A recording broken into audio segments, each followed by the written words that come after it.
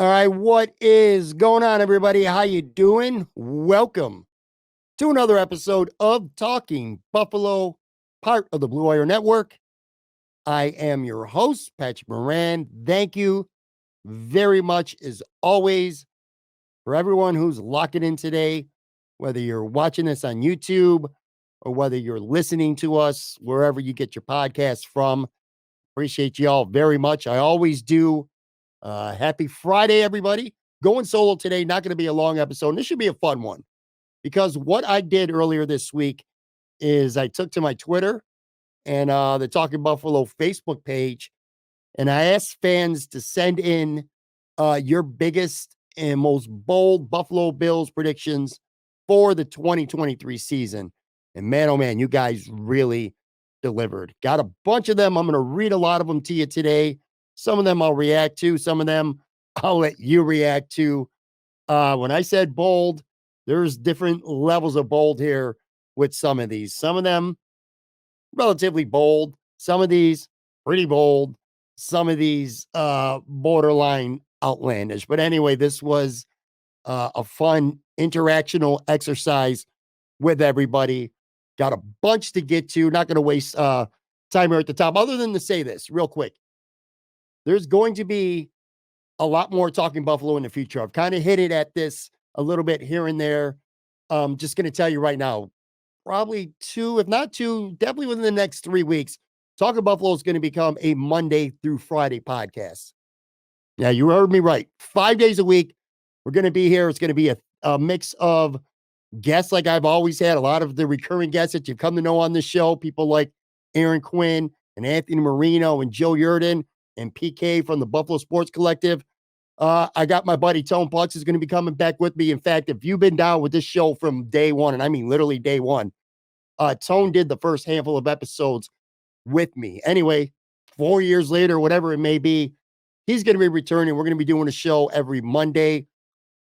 Like I said, a recurring guest. I'm going to have random guests probably once a week. Live from Imperial. That series will continue.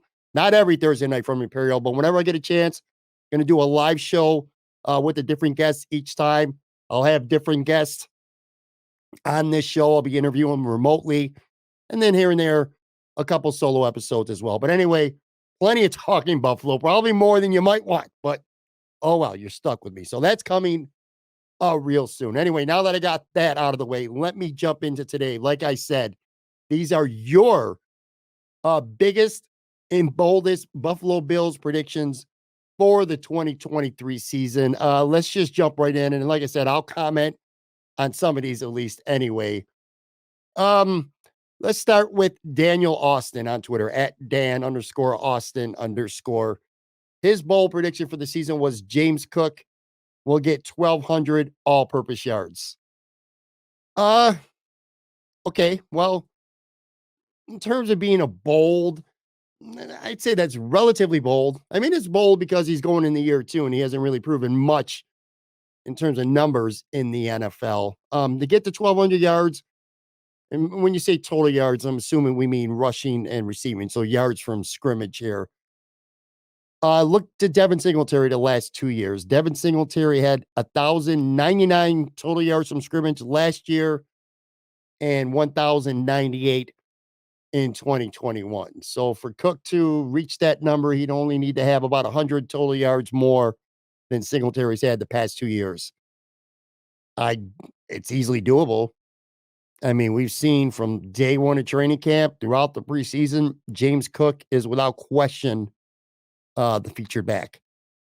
So, and he looks prime to me anyway. He looks prime for a breakout second year here with the Buffalo Bills. I think he's going to get his hands on the football a lot, whether it's running the ball, whether it's catching the ball out of the backfield. I like him a lot. 1,200 yards to me, I would almost call that a prediction instead of a bold prediction. Let me one up you just a little bit here, Daniel. I would say if it was me and I was given a Cook related bold prediction, I would have said James Cook is going to eclipse what LaShawn McCoy did in 2017. And in 2017, LaShawn McCoy had 1,500 86 yards from scrimmage. So if I was going to go with a James Cook bowl prediction, I would say Cook is going to he's going to surpass what Shady did back in 2017 when he had 1,586. But I like that one. That one's not bad at all. The Joe Marino. Before I even read this, let me tell you something right now. If you guys don't already know this, if you're living under a rock, if you're a Bills fan living under a rock, Joe Marino is the host of Locked On Bills. And I've said this before. I've said it on my show many times, not just because he was on recently with me, which, by the way, if you missed that, he was live with me for a show at Imperial Pizza. Go back in the archives, check it out. That was a fun ass chat. But anyway, to me, Joe Marino is a model of consistency. He's talented. He's got a great voice, great knowledge, really knows how to interact with fans. And I feel like his show, Locked On Bills, if it's not one of the best Bills podcasts out there today, it's right there amongst the best. Just an absolute great listen. But anyway, so if you haven't checked out Locked On Bills, go check that out. But anyway, Joe Marino got back to us, and his bold prediction was Stefon Diggs breaks the franchise single-season receiving TD record with at least 12 touchdown receptions in 2023. The record is currently 11. Diggs tied it last season. Bill Brooks said it in 1995. All right, that's good. And that's bold because it would be literally setting a team record. What's funny to me is, and before Stefon Diggs came here, because I forgot about Bill Brooks, but then Stefon Diggs kind of came to Buffalo and started rewriting the team record book.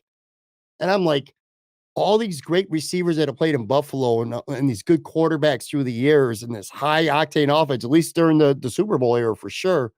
It's hard to believe that Andre Reed never had an 11 touchdown reception in a season. God, you're so all over the place with my words there. You know what I'm saying, though. Andre Reed never had 11 touchdown receptions in a season. Neither did Frank Lewis or Jerry Butler, Albert Dubini, and some of these, legends of this team. Eric Moulds. None of these guys did. It was Bill Brooks until Stefon Diggs caught him last year. For what it's worth, I'm with Joe. It wouldn't surprise me whatsoever if Stefon has more than 11 touchdowns to set the record this year, because Josh is going to be looking at him an awful lot. Brian Colley at Bills Lifer says Diggs will break 2,000 yards. Well, look, never say never. Okay, I'm going to throw that out there. Never say never. But if Stefon Diggs were to break 2,000 yards this season, he would be, quite literally, the first receiver in the history of the NFL to do it. No one's ever in the history of the league gotten 2,000 yards in a single season. It's been close a couple times. Calvin Johnson came the closest. 1,964 yards back in 2012. Just 2 years ago, Cooper Kupp made a really big run at it. He finished with 1,947, but has never been done. So you're asking Stefon Diggs to literally not just rewrite Bills history, but rewrite NFL history. Not likely. Let me point it out, though. I asked for bold. I didn't ask for lukewarm predictions. I didn't ask for semi-hot predictions. I asked for bold. And Brian Colley, that is really, really bold. All right, next one here. Trust the Process 2023 at Nick the Crow on Twitter. And he says Josh Allen has the fewest rushing yards and rushing TDs of his career. I mean, I think it's bold, but I still think that's certainly feasible. Definitely feasible. His career lows coming into the season, by the way, if you're wondering, is, let's see here. He ran for 421 yards back in 2020. So that's a career low for rushing yards. And 6 rushing touchdowns in 2021. So if you're saying he's going to run for the lowest and scoring touchdowns and rushing yards, it'd have to be less than 421 in 2020 and it would have to be less than the 6 touchdowns he had on the ground in 2021. All right, next one here. Allen, and this is from John Slater at JSlater89. Josh Allen has 45 passing touchdowns and 5 rushing touchdowns. A lot of close games this year. Well, I don't think a lot of close games this year is a bold prediction. And, 5 rushing touchdowns is certainly not a bold prediction. But 45 touchdown passes in a season, that's definitely bold. That would be significantly better than Josh Allen's best season in his career to date. Coming into this season, his best is 37 back in the 2020 season. So Josh Allen's career high in touchdowns is 37. And you're predicting, by you, I mean John Slater's predicting that he'll have 45. So he would beat his career high by 8 touchdowns. It's a solid prediction here. All right, let's go to the next one here. Mark David at F. Reich Comeback. Gabe Davis has his best season ever. Well, I mean, how bold is that? I don't know. That's for you to decide, I guess. 836 yards is what he had last year. It's bold. Maybe not that bold. I think a lot of people, well, to be fair to the person who sent that in, last year was supposed to be the year he's supposed to have this monster season after having 4 touchdowns and over 200 yards against Kansas City in the 2021 playoffs. The expectations were through the roof for Gabe Davis last year. The high ankle sprain slowed him down. A lack of confidence at times, I'm sure hurt him too with the drops. Ended up with about 800, he had 836 yards last year. So to say he's going to have his best season coming into this year, I mean, sure, I'll buy it. I don't, is a bold prediction. I don't think it's nuts, but I like it. All right, Mark David, good one. Next one, random Bills fan at Misher12 on Twitter. Oh boy. He says Gabe Davis will lead the Bills in receptions, yards, and touchdowns. Well, damn. That's really bold. I would say this. And with all due respect to Gabe Davis, and I'm a big Gabe Davis guy. In fact, I got some bold predictions of my own here at the end of the episode, which I'm going to run by you guys listening and watching today. And I haven't mentioned among them. This is coming from a pretty big Gabe Davis fan. If that happens, if Gabe Davis leads his team in receptions, yards, and touchdowns, that's not good. Not because I don't think Gabe Davis is capable of going out there and getting 1,000 or 1,200 yards or 7, 11, 12 touchdowns. That's not what I'm saying. But the chances are really, really high that if Gabe Davis leads the team in all these statistical categories, I think you know where I'm going with this, folks. That likely means Stefon Diggs got hurt. Nobody wants that. I get bold predictions, and I'm not saying that Tom, the guy who sent this in, I know he doesn't want Stefon Diggs to get hurt, but his bold prediction says Gabe's going to lead the team in all these categories. And to me, the only feasible way that happens is if Stefon Diggs gets hurt and misses time, whether that's a handful of games or more. You're a Bills fan, I would say this is probably not one that I would be rooting for personally. Let's move on here. A couple more, then we're going to take a quick break. Low ceilings, my man over from Cover One at Low Buffa. And we got a handful of these, by the way. I noticed when these were being sent in, and I got some, but not all these to read today. But Dalton Kincaid was a very popular choice among Bills fans when it came to bold predictions. He says Kincaid is second on the team in receptions with 60. I like that. That's pretty bold. We know historically how tight ends do when they come into the league and that they're notorious slow starters. And I know a lot of people, including myself on draft day, can make a case that, well, Dalton Kincaid is a tight end more by position than he is actual, or by title, I should say, than actually how he plays the position. You're going to see a lot of Dalton Kincaid in 2 tight end sets, or he's an H-back, or where he's in the slot, or maybe even sometimes when he's spread out wide. So there will be pass catching opportunities. In terms of him having 60 and being second on the team, I could see it. That's a good one too, by the way. It makes you think. So that's when you know this is a good prediction. I say it makes me think because I want to say that Gabe Davis is going to be second on this team in catches. I do. I like Gabe Davis a lot this year. So if Kincaid is 60 catches and he's second on the team, that means Gabe Davis was not second on the team. That means he had less than 60 catches. I don't know how I feel about that. I hope Dalton Kincaid is third on the team with 60 catches as well. Anyway, I'm going to take a real quick break. Come back. I got some more Dalton Kincaid stuff and a lot of really good ones too. So stick around. We'll be right back.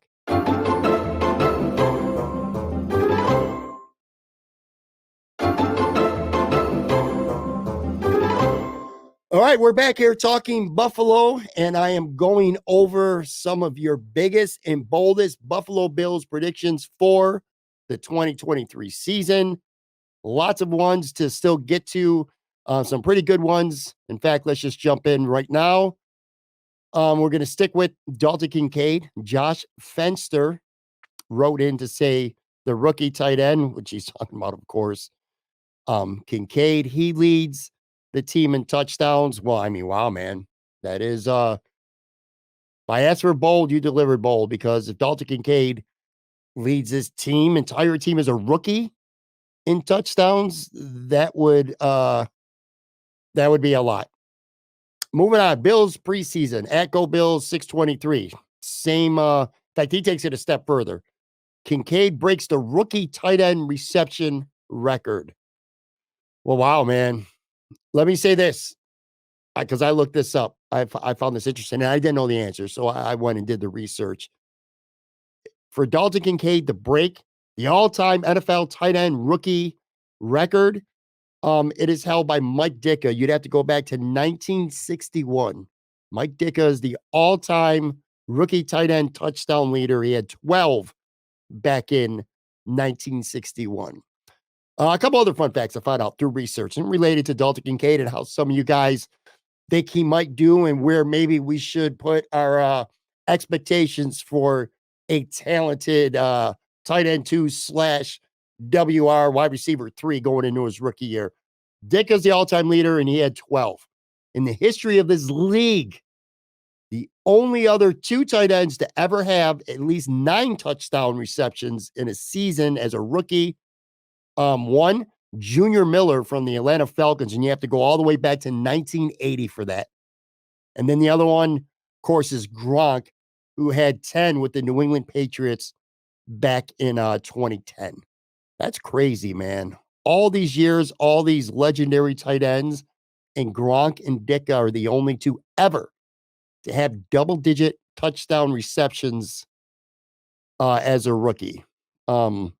In terms of getting 1,000 yards, and I know that wasn't brought up about Kincaid, but I figured I'd throw this out to you since I researched touchdowns by rookie tight ends. In terms of yardage, there has been just 2 tight ends in the history of the NFL who have ever had more than 1,000 yards receiving as a rookie. One of them is Mike Ditka, 1,076 back in 1961, which, by the way, goddamn, back in an era where it feels like teams barely threw the football, rookie tight end Mike Ditka had 1,076 yards and 12 touchdowns as a rookie. Damn. Anyway, Ditka's one. And then the other one was just 2 years ago. Kyle Pitts from the Atlanta Falcons, which is kind of funny because in some ways people still consider him a disappointment early in his career. But Kyle Pitts had 1,026 yards receiving as a rookie back in 2021. So those are the only 2 ever with over 1,000 yards. So as you can see by some of these predictions, and this is just a Twitter side, I got a couple on Facebook and I'm going to get to as well. Plenty of forecasting going on with our rookie tight end here, Dalton Kincaid. All right, let's move on. Colin B at Colin B78 on Twitter. I like this one. He says Gregory Rizzo will have the most sacks for a Bills player since Mario, as in Mario Williams, had 14 and a half back in 2014. By the way, that 14 and a half sacks that Mario Williams had back in 2014, that is the fourth most in franchise history. Again, you think of Bruce Smith and some Bryce Pop, some of these amazing pass rushers the Bills have had. And for Mario Williams to have 14 and a half and to be fourth all time in franchise history was a little bit disappointing. That's a lot. 14 and a half sacks. I mean, that is certainly bold, man. Having the most since Mario had 14 and a half, that's what he's saying. I'm not sure if he means he's going to have 14 and a half or have the most since him. But anyway, you look at it, 14 and a half sacks in a season is an awful lot. The Bills have not had a double-digit sack guy on this football team. You'd have to go back to 2016. And in 2016, Lorenzo Alexander had 12 and a half sacks. So it's been quite a while since anybody on the Buffalo Bills has even hit double-digit sacks. And I think we would all agree if Gregory Rizzo, who's going into year 3 and has looked really good in training camp in the preseason, he'd get the double-digit sacks. That would be a great year. But that's a really good bold prediction there. I liked it a lot. All right, couple more here on the Twitter side anyway. Patch at Soul Patchin says, Bills players take home more than 2 end of the season awards. Comeback player of the year, Damar Hamlin. MVP, JA17, Josh Allen. Offensive rookie of the year, Dalton Kincaid. Coach of the year, Sean McDermott. Let's go, let's pull this up and let's go let's try, or we'll rank these from most likely to least likely, which I guess least likely being the most bold of the 4 predictions. Comeback player of the year, Damar Hamlin winning that. If he's healthy this year and stays healthy, I should say, and he plays, he didn't contribute almost anything. It's hard to imagine him not winning when you look back to what happened literally less than a year ago. So I would say he's probably, and I haven't looked at any Vegas odds, but I would have to think he's amongst the favorites. Josh Allen winning MVP. I put that second in terms of most likely. I mean, he's Josh Allen. He's been in the top 2 in MVP voting. He's one of the best players in the league, and everybody around the league knows that. So Josh Allen's definitely right in that mix going into the season. Sean McDermott, I mean, he has not won Coach of the Year before. He's taken over the defense. Semi-bold. I think the Bills, it would probably take winning the AFC, having the best record for Sean McDermott, because unlike these last 2 years where the Bills are, were overwhelming favorites to win the Super Bowl, at least in Vegas, this year it feels like the Bills are pretty much regarded as the 3rd best team in the AFC behind Kansas City and Cincinnati. Anyway, the Bills having the best record and a good defense that McDermott's coordinating, at least for right now, he is anyway. I put that there. And then offensive rookie of the year, I probably would put Dalton Kincaid last among those 4, only because there's so many good rookies that are coming into the league, guys who are going to touch the ball a lot as rookies. But hey, man, you never know. Anyway, I really like those, man. And your boy came up with 4 of them. So major props to him. All right, few more here on the Twitter side. In fact, this might actually be the last one on the Twitter side. Elam starts, and this is from at Patrick Martin. Okay, I got you.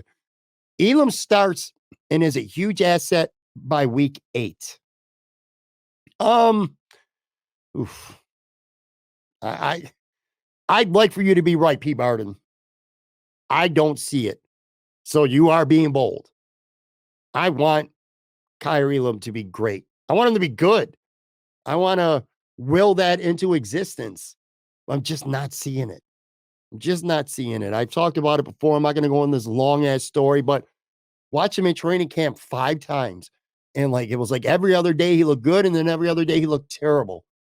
He's physically good. He looks great at times. And then he just seems like he gets lost in coverage, and he's very hands-in. I don't know how you coach it, how you get that out of a player. at his age, has been playing football for as many years as he has. How do you get that out of somebody? Because, I mean, what, both preseason games, I know of at least two defensive pass interference penalties. I don't know, man.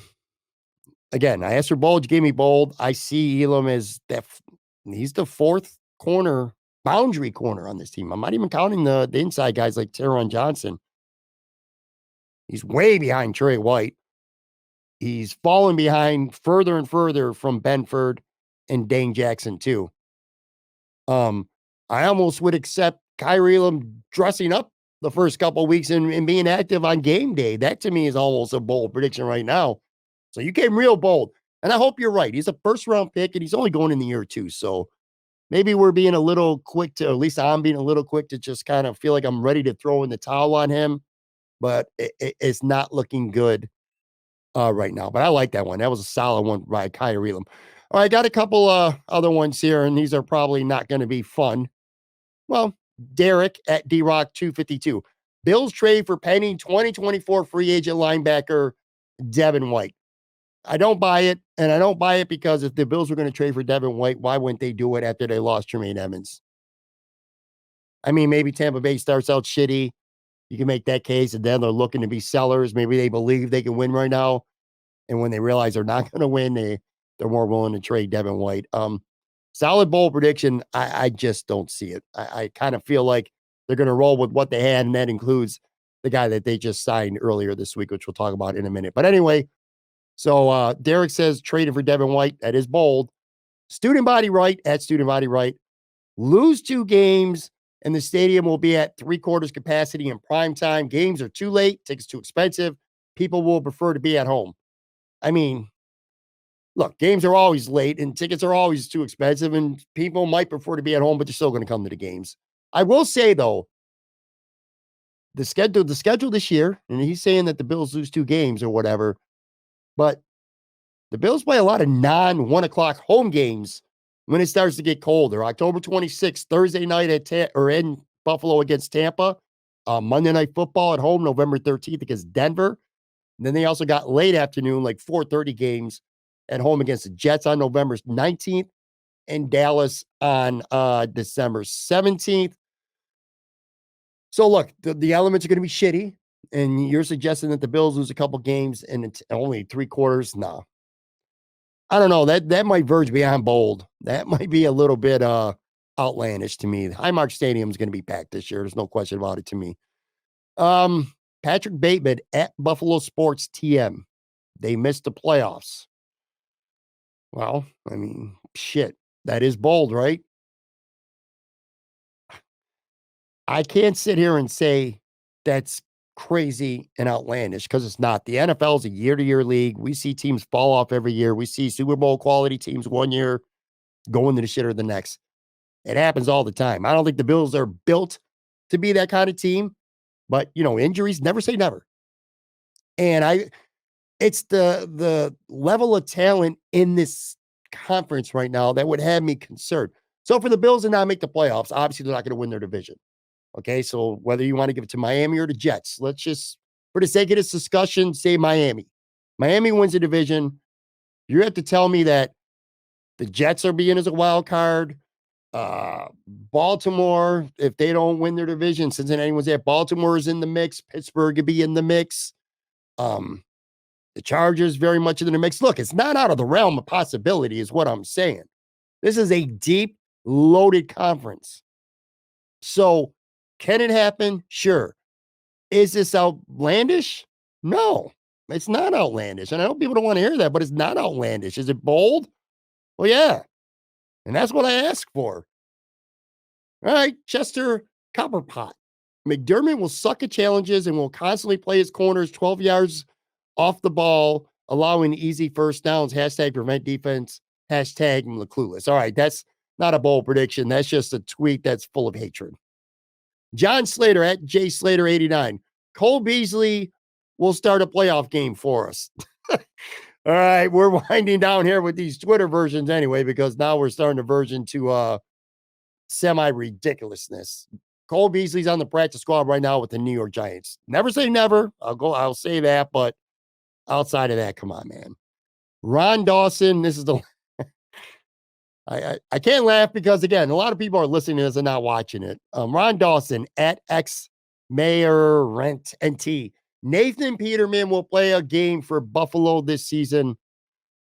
All right, man. Enough of that shit. Nate Peterman's not playing a game for the Buffalo Bills. Nate Peterman, by the way, did just on Thursday, in fact, he got cut and then he resigned. Was it with the Bears? I think he's back with the Bears. He's with the team though. So, and it's not the Buffalo Bills and the shit ain't going to be the Buffalo Bills. But anyway, that's a Twitter side. Let me run through. I've got my little trusty iPhone here. I put some stuff on Facebook too. I'm going to fly through a couple of these because I know now we're getting late with time. Let's go to all comments here. Anthony Agrisano says 2 1,000-yard rushers. That is bold as shit. And I did look this up actually because I found this interesting. My first thought was, man, you crazy. Ain't no way in hell the Bills are going to have 2,000-yard rushers. Then I thought Josh Allen can run for 1,000 yards. And if he does, maybe Cook does. I wanted to run down in the history of the NFL. There's been 1, 2, 3. There's been 7 times a team has had a pair of 1,000-yard rushers, whether it's 2 running backs or whether it was a running back and a quarterback. Farthest back, 1972, Miami, Larry Zonka, Mercury Morris. 1976, Pittsburgh at Franco Harris and Rocky Blyer. Cleveland in 1985, Kevin Mack and Ernest Biner. 2006, Atlanta Falcons, Warwick Dunn, and of course, Michael Vick. The New York Giants in 2008, Brandon Jacobs and Derek Ward. Derek Ward ran for 1,000 yards in a season? Wow. The very next year, Carolina, 2009, Jonathan Stewart and D'Angelo Williams for the Carolina Panthers. And then most recently, 2019, Lamar Jackson and Mark Ingram did it for the Baltimore Ravens. That's bold, Anthony. That is definitely bold. I don't see it happening, but bold. Carly O'Keefe. Well, not really bold because it's another Dalton Kincaid one. Dalton Kincaid blows Knox out of the water. You heard it here first. Well, with all due respect to my girl Carly, didn't hear it here first because a lot of people are actually expecting that, but she's cooler than most of you, so I'm going to let her have that. You know what's funny? All this talk about Kincaid and all these predictions, and I read 20 off on Twitter. I got about 15 here on Facebook. Not one fan sent in their bold prediction to have anything to do with Dawson Knox. That surprises me a little bit. Liz, from my boyfriend who follows football much more closely than myself. Dalton Kincaid goes for over 1,000 yards in his rookie year. Well, we already talked about that earlier. That is certainly bold. He would just be the 3rd tight end in the history of the NFL to do that, were he to. Richie Lukasic, second. Jerry Glanville will be an interim head coach somewhere by week 14. All right. George Sawyer. Khalil Shakir is a 1,000-yard receiver. That is bold. That is bold. I personally, and I was a big Khalil Shakir guy coming in this summer, I think Khalil Shakir is closer to being inactive on game day than he is being a 1,000-yard receiver. I think he's clearly 3rd on the slot receiver pecking order right now between Trent Sherfield, who, by the way, shame on you guys. There was no Trent Sherfield in this mix today. Trent Sherfield, Deontay Hardy, I think are both ahead of Shakir on the depth chart. And again, you're going to see plenty of 12 personnel with Kincaid out there too. So that is really, really bold. Couple Super Bowl predictions. Of course, Steve Butler, bold prediction. Bills are going to win the Super Bowl. Rodney Massarella, Gabe gets 1,000 yards. We talked about Gabe a little bit earlier. He had 836 last year. Boldish. I wouldn't say that's crazy bold. And I do think he'll get there too. So I actually agree with Rodney. John Spascheck. Ed Oliver leads the team in tackles for loss and ties with sacks. Man, that would be good. They paid this guy a lot of money. Ed Oliver has been, to me, at least anyway, pretty much a flash player through his first handful of years. He looks like a beast in stretches, and then he disappears like he's not even on the field. See last year's playoffs, for example. I'm still not right with that, by the way. But anyway, John, that's a good one. Certainly bold. I'd love to see it. A couple more here. Ian Chadwick. Latavius Murray has double-digit rushing touchdowns, but less than 900 yards rushing. All right, well, the 900 yards rushing, that's certainly not bold. 10 touchdowns is very much bold. He probably started in the season number 3 on the depth chart. I like Latavius Murray a lot. That's a good one. That's bold. We have to see it. Obviously, that would depend on Damian Harris. Bryce Sokolowski. Von Miller leads the league in sacks? Man, I don't. Bold is an understatement. Von Miller's not going to be playing until probably week 6, realistically, at the earliest. So you're saying that he's going to miss 5 to 6 games and still lead the whole NFL in sacks? Alrighty then. Mike D, opposite of Latavius Murray. He says Damian Harris, 10 plus touchdowns. That's certainly bold. Anytime you predict a running back's going to have double-digit touchdowns, that's bold. You know, I could see a scenario where best case, Damian Harris might be like what Jamal Williams was to the Detroit Lions last year, where Swift was the primary guy when he was healthy, at least anyway. But Jamal Williams scored a lot of touchdowns and still was very important to that offense. Damian Harris might have that Jamal Williams type role. I like that one. Harry Proverst, James Cook rushes receives for 1,300 yards before the playoffs. Talked about that at the beginning. Someone predicted him having 1,200. Harry's raising the bar up to 1,300. I still say 14 to 1,500 would be on the bold side. Casey Sleemick, Gregory Rizzo gets at least 12 and a half sacks. We talked about that earlier. That would tie Lorenzo Alexander for the most on anyone the Bills since 2016. And then Michael Amato Jr., the quarter boy, B. Brown. That's my friend Bobby, by the way. The Bills are going to win the Super Bowl. Lots of Bills are going to win the Super Bowl predictions, as it should be. And certainly that would be bold. I mean, considering the Buffalo Bills have quite literally never won a Super Bowl. So that's always a bold prediction. And obviously the best case scenario for the Bills. Real quick, because then we're getting out of here. I got a few of my own. I want to run these down real quick for you. These are my own personal bold predictions. Jordan Poyer leads the AFC in interceptions. 2 years ago, he had 5 in 2021. He was tied for second. Micah Hyde also had 5. And he had 4 last year early in the season before he just completely broke down physically. And it only took 6 to lead the league. I think teams are going to test Jordan Poyer a lot. Maybe they think he's old and he's washed, and I think they're going to throw at him a lot. And I think they're going to find out that Jordan Poyer is not old and that he's not washed. He is still a very good player with amazing instincts. He just has a nose for the football. There's certain guys that have a nose for football, and there's certain guys who don't. Like Tremaine Edmonds is a pretty good linebacker. When he was with the Buffalo Bills, let's not kick him on the way out. He was a good linebacker, but he just didn't have that nose to make the big play. You know, Matt Milano does. Matt Milano always seems to be around the football. When a ball would hit the ground or when it was an interception to be had, it always seemed like Matt Milano was around the football, never Tremaine Edmonds. I feel that same way about Jordan Poyer right now. Is he going to get beat from time to time? Sure. Is he going to take a bad angle on a run and maybe look old and slow on that specific play? Sure. He's not a kid anymore. You know, it happens. But Jordan Poyer has elite instincts.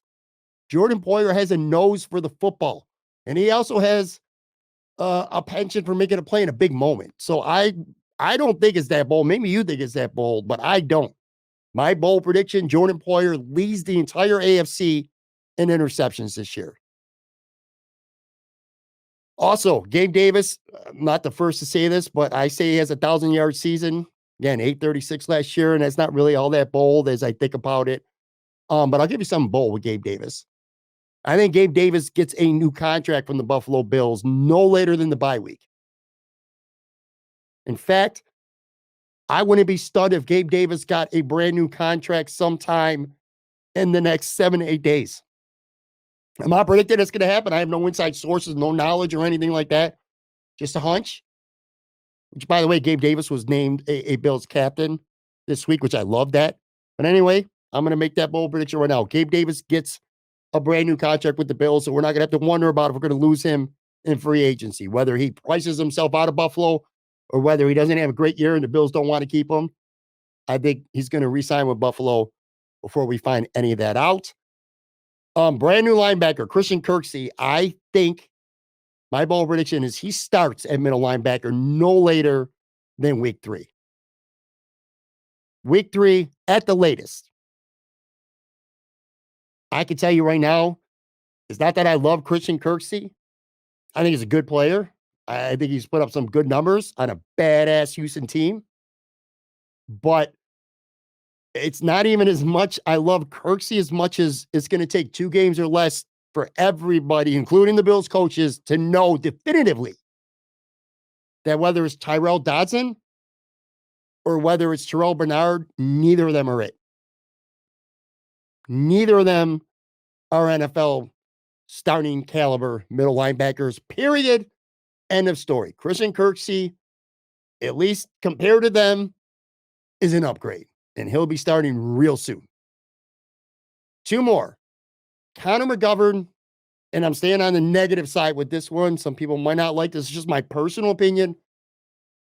Connor McGovern ain't it. I know the Bills gave him a good contract. I know he was like literally the first or among the first free agents to sign with the Buffalo Bills. I think David Edwards is a better left guard. And the book on Connor McGovern, even coming in before he got to Buffalo, pretty good pass blocker, pretty shitty run blocker. I've seen it, and I get why. Watching training camp practices, watching a little bit of the preseason. Well, he didn't play at all in the last one because of a knee injury. It's not even that I don't hate Connor McGovern. I don't think Connor McGovern sucks. Not by any means. I think he's better than Roger Saffold. I like David Edwards. That's what it comes down to. I like David Edwards. David Edwards was a pretty quality, sound starting guard on a Super Bowl championship Rams team. I think David Edwards, given an opportunity, could step in at left guard. And when he does, and if that happens, he doesn't give it back. So Connor McGovern might be a very expensive backup. You want bold? I'm giving you bold. That's a bold prediction. And then the last one, and this is a 2-parter. The Buffalo Bills are going to the Super Bowl. I'm not going to say the Buffalo Bills are going to win the Super Bowl. I'm going to say the Buffalo Bills are going to the Super Bowl, which I just said a few minutes ago. Anytime you predict a team who's never won a Super Bowl to go to the Super Bowl, it's always bold. I'm going to tell you why the Buffalo Bills are going to the Super Bowl. Because if they do, or if they don't, but if they do, I'm not going to be in Buffalo to even watch it. I booked a cruise, and you're going to think I'm fucking nuts, but I did. I've been with my wife for 24 years, and we have never been on a cruise. And there's a group of friends in Florida that we're very close with, and I mean a large group. It would take me an hour just to explain how it all works with this social group down in Florida. But anyway, there was this big ass group going on a cruise, got an amazing deal in February. And I said, you know what? Fuck it. Booked the cruise. We're going to be in Mexico on a cruise ship somewhere when the Bills playing the Super Bowl. And I'm it's not like I booked the cruise and it said, oh shit, oh my God, the Super Bowl's that Sunday. I already knew that. I'm just willing to sacrifice for all you watching and listening right now to change up the luck here in Buffalo. Maybe if I'm on a cruise, if I'm overseas somewhere, not overseas, but if I'm literally on the sea, the Bills will be in the Super Bowl. I'm willing to take that bullet for all you. And it's not like we're not going to be able to watch it on the Super Bowl or on the boat, I should say. But, I thought about it too, because I'm like, all right, the Bills go to the Super Bowl. It's going to be awesome, obviously. There's a trillion Buffalo Bills content creators out there that are going to have shows 24/7 all that whole entire week. And it's going to be the same stuff. Some done better than others, but it's going to be the same stuff. Super Bowl previews, this and that, yada, yada, yada. My mindset was, if the Bills happen to go to the Super Bowl, I'm going to have some awesome drunk cruise ship stories. I'm watching the game with non-Bills fans and just my whole experience of the Bills being in a Super Bowl for the first time in decades.